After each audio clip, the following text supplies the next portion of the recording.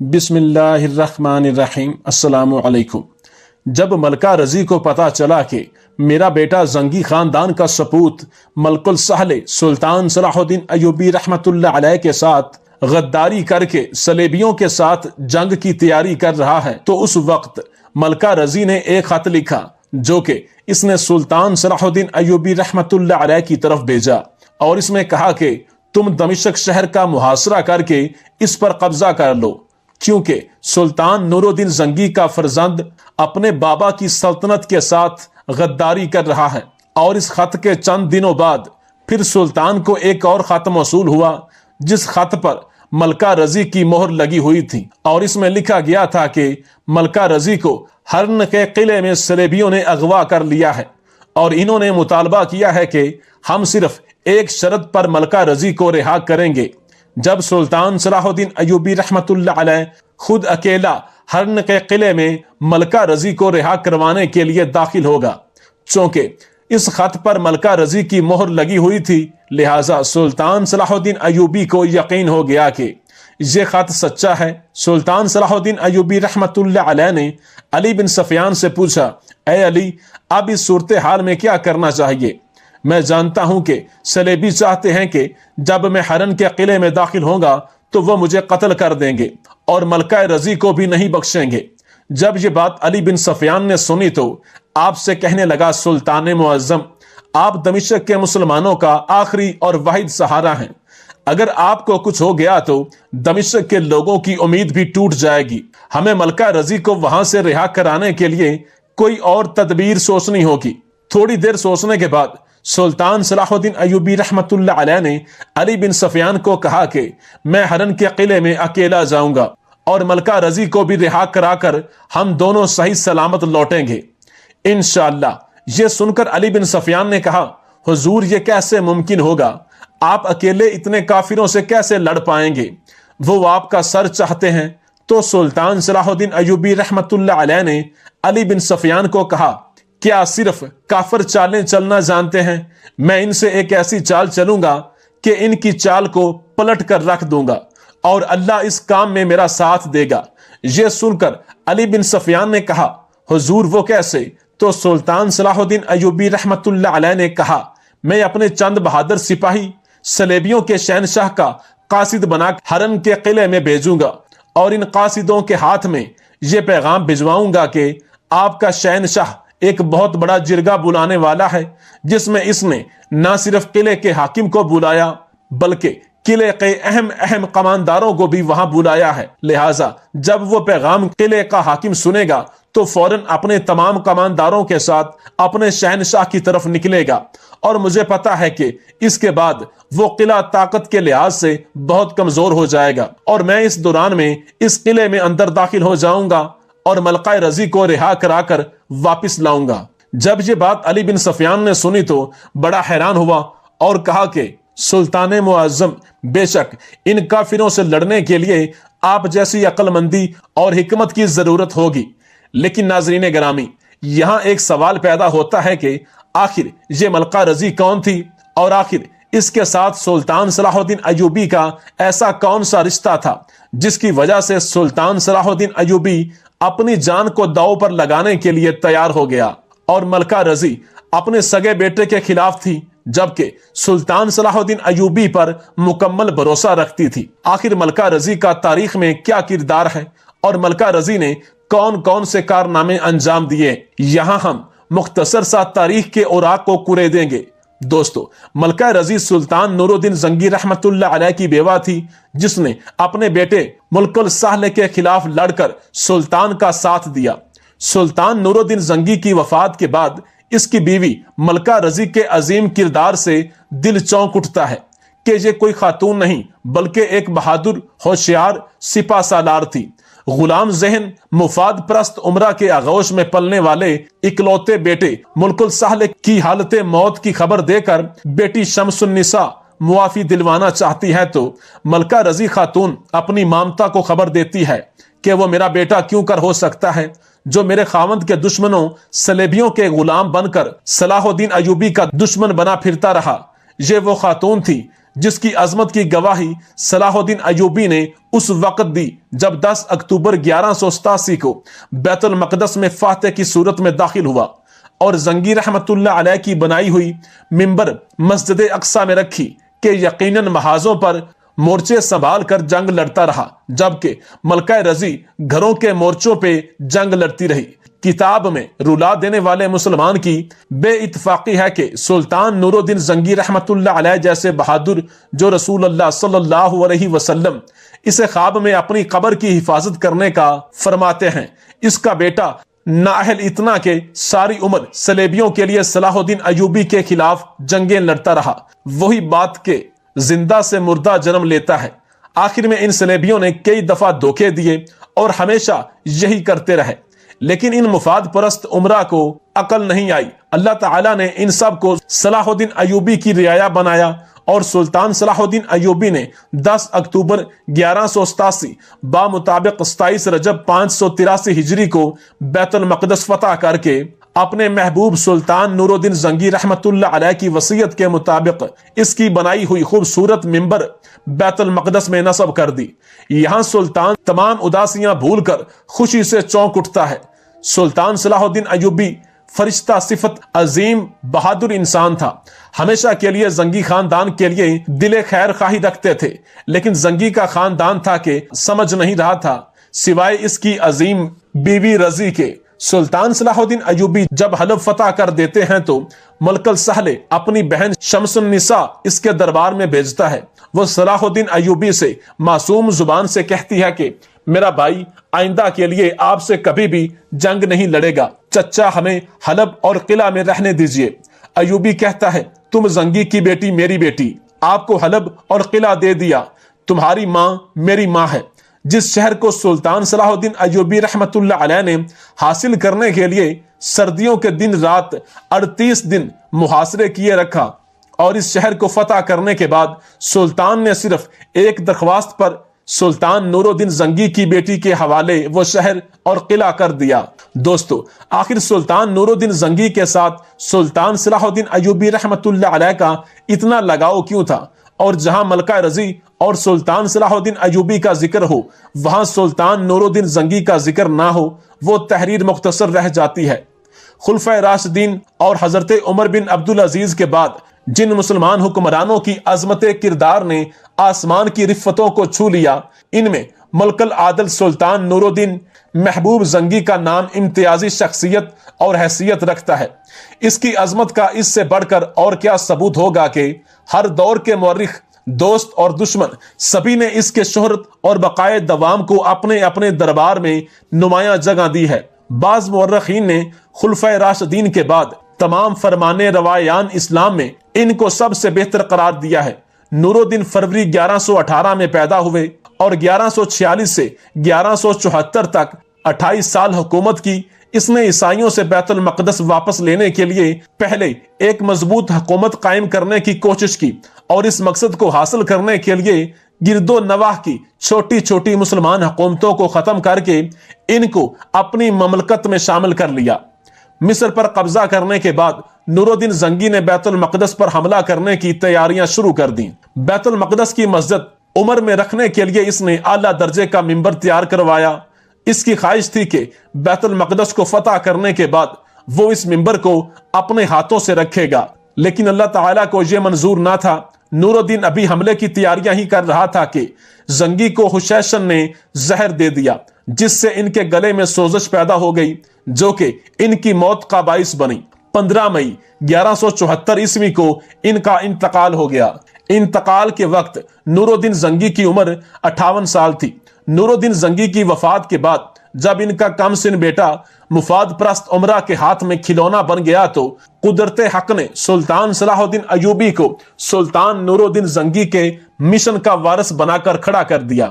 عظمت اسلام کے مشن سے منحرف سلطان زنگی مرحوم کے بیٹے کے مقابلے میں خود اس کی ماں یعنی سلطان زنگی کی بیوہ نے جس طرح اندرونی محاذ پر مزاحمت کر کے دمشق کی سلطنت کے بگڑے ہوئے تشخص کو پھر سے بحال کر دیا، یہ اسلامی تاریخ کا ایک اہم باب ہے۔ سلطان نور الدین زنگی کی وفات کے بعد ان کی بیوہ کے مثالی تاریخی کردار کو ایک خاص مقام حاصل ہے۔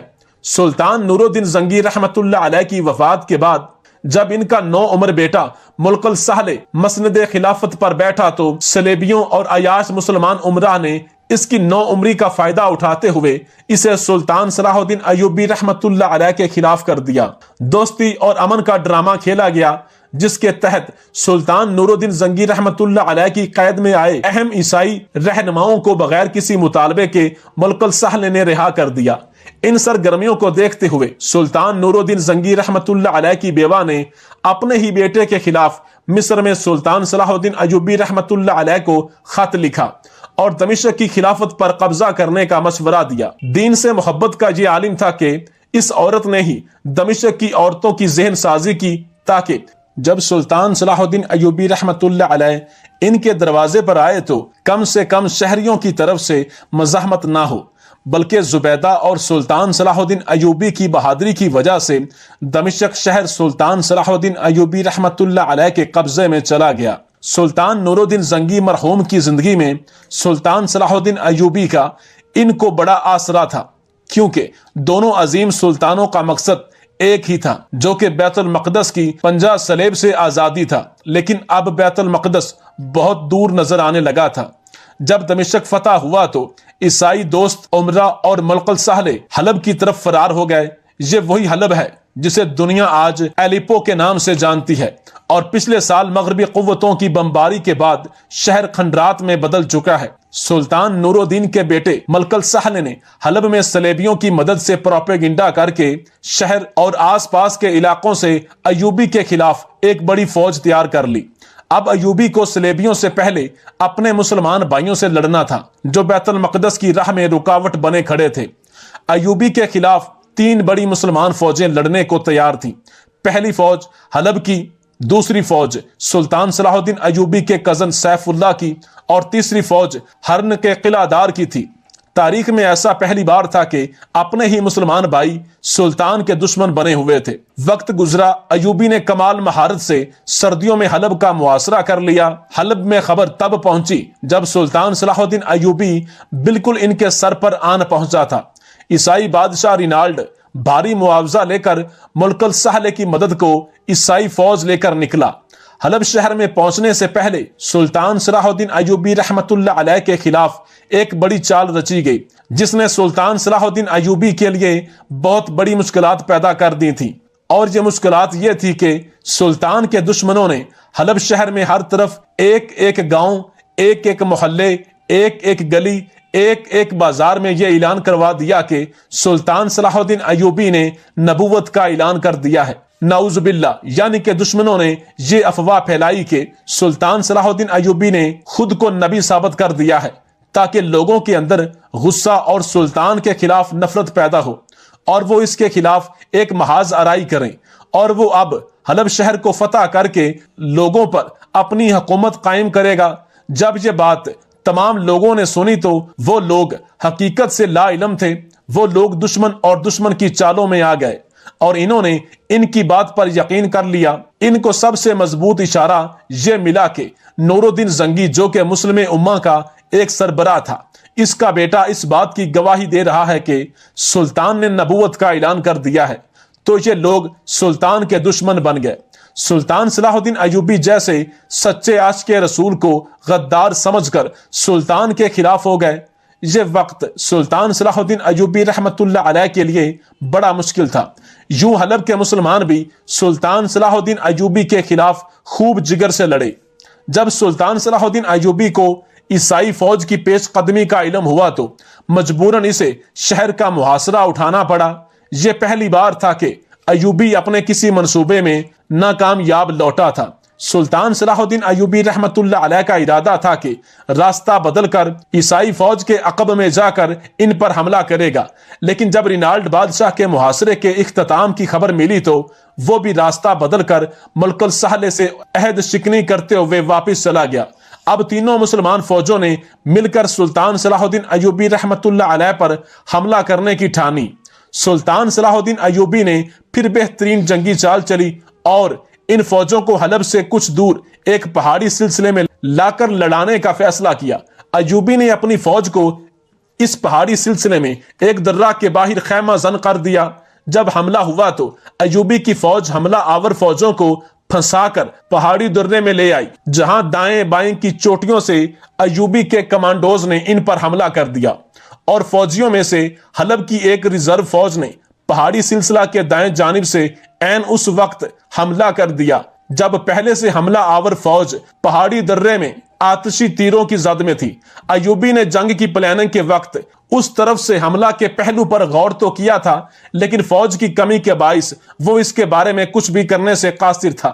یہ حملہ جیتی ہوئی بازی کو شکست میں بدل دینے کے لیے کافی تھا، لیکن عین اسی وقت 500 گھڑ سواروں کا دستہ کہیں سے مدد کو آن پہنچا، جس میں 400 خواتین تھیں اور 100 مرد تھے۔ تاریخ نے یہ منظر پہلی بار دیکھا۔ سلطان صلاح الدین ایوبی رحمت اللہ علیہ، جو کہ قوم کی بیٹیوں کو میدان جنگ میں لڑانا معیوب سمجھتا تھا، اس نے انہیں جب واپس پلٹنے کو کہا تھا تو انہوں نے صاف انکار کر دیا۔ ایک مرد نے ایوبی کو ایک خط دیا جو سلطان نور الدین زنگی کی بیوہ کا تھا، اور اس میں لکھا تھا کہ میرے بھائی، میرے بیٹے ایوبی، میں جانتی ہوں کہ تم بیٹیوں کو میدان جنگ میں جانے کے حق میں نہیں، لیکن اگر تم نے انہیں واپس بھیجا تو دمشق کے مسلمانوں کے دل ٹوٹ جائیں گے۔ ان کے جذبہ جہاد کی قدر کریں۔ یوں ایوبی نے انہیں ساتھ لڑنے کی اجازت دی، اور دائیں جانب سے حملہ آور حلب کی فوج پر ان 400 خواتین مجاہد بہنوں کے ساتھ حملہ کر دیا اور فاتح ٹھہرا۔ اسی جنگ کے بعد ایوبی نے اپنے کزن سیف اللہ، جو کہ میدان جنگ سے فرار ہو چکا تھا، اس کو خط لکھا۔ وجہ یہ تھی کہ فتح کے بعد یوسف اللہ اور ہرن کے قلعہ داروں کے خیموں سے سینکڑوں رقاصائیں اور خوبصورت پرندے ملے تھے۔ امت کے غداروں سے لڑنے کے بعد ایوبی نے فلسطین کا رخ کیا اور جناب عمر رضی اللہ تعالی عنہ کے بعد واحد امیر بنا جو بیت المقدس کا فاتح ٹھہرا۔ آج بھی بیت المقدس کسی ایوبی کی راہ تکتا ہوگا، لیکن اب امت میں ایک بھی ایوبی نہیں، صرف لفظی مذمت کرنے والے اور صرف زبان سے ایوبی کی طرح بولنے والے موجود ہیں، جبکہ عمل ان میں ایوبی کی طرح ایک ذرے برابر بھی نہیں دکھتا۔ جبکہ ملکل صالح اور سیف اللہ جیسوں کی بہتات ہے۔ مسلمان نوجوان، عورت، شراب اور دنیا کی رنگینیوں میں کھوئے ہوئے ہیں۔ کہیں بلند عمارتوں کا مقابلہ ہے تو کہیں محلوں میں کھڑی گاڑیوں کی تعداد کا۔ شاید ایوبی کا پیغام آج کے مسلمان حکمرانوں کے لیے بھی ہے کہ وہ اپنے گھروں کو چھوڑ کر ظلم کے خلاف لڑیں۔ الغرض، پھر سلطان صلاح الدین ایوبی رحمت اللہ علیہ نے اپنے 3 ماہر جاسوسوں کو اپنے پاس بلایا اور ایک خط تیار کیا جس میں اس نے سارا دعوت نامہ لکھ دیا۔ سلطان کے جاسوس سلطان صلاح الدین ایوبی رحمت اللہ علیہ کی طرح بہادر، عقل مند اور بہت پھرتیلے تھے، لہٰذا انہوں نے بغیر کسی شکوک و شبہات کے بعد سلطان کا پیغام ہرن کے قلعے میں حاکم تک پہنچا دیا۔ جب ہرن قلعے کے حاکم نے یہ پیغام سنا تو فوراً اپنے سپاہیوں کے ساتھ شہنشاہ کے محل کی طرف روانہ ہو گیا۔ ادھر سلطان صلاح الدین ایوبی رحمت اللہ علیہ تیار تھا۔